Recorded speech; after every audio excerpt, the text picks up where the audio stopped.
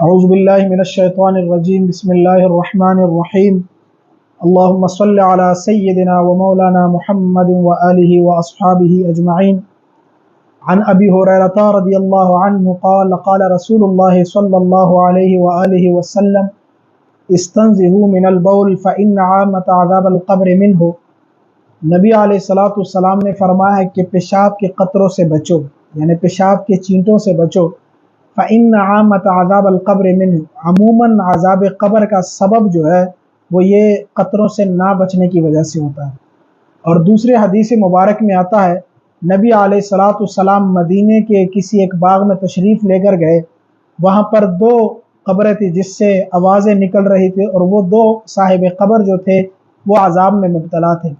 نبی علیہ السلام نے صحابہ کو فرمایا کہ یہ ایک بندہ جو عذاب قبر میں مبتلا ہے یہ چغل خوری کرتا تھا، اور دوسرا بندہ جو ہے یہ اس لیے عذاب قبر میں مبتلا ہے کیونکہ یہ پیشاب کے چینٹوں یعنی قطروں سے نہیں بچتا تھا۔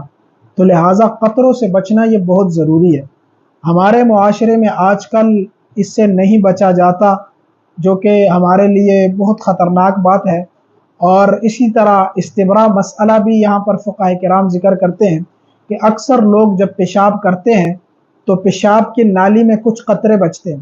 جب انسان پیشاب کر کے فارغ ہوتا ہے اور باہر نکلتا ہے اور چند قدم لیتا ہے تو وہ قطرے گر جاتے ہیں، یا پھر جو ہے وہ وضو کر لیتا ہے جلدی، پھر مسجد آ کے نماز نیت کر لیتا ہے، پھر اس کے بعد جب وہ رکوع یا سجدے میں جاتے تب بھی وہ قطرے جو ہے وہ گرتے ہیں۔ تو اس کا طریقہ کار فقہاء کرام نے یہ ذکر کیا ہے کہ جب ایک بندہ پیشاب کرے، وہ واش روم سے نکلے اور چند قدم جو ہے وہ چہل قدمی کرے، پھر واش روم جائے، پھر جب وہ بیٹھ کر پیشاب کرنے لگے گے تو وہ قطرے سے گر جائیں گے۔ دوسرا انہوں نے طریقہ یہ بتایا ہے کہ وہی واش روم میں 3 سے 4 مرتبہ اٹھ بیٹھ کرے اور پھر بیٹھے تو پھر بھی وہ پیشاب کے قطرے جو ہے وہ نکل جائیں گے۔ تو یہ صفائی کا خاص خیال رکھیں۔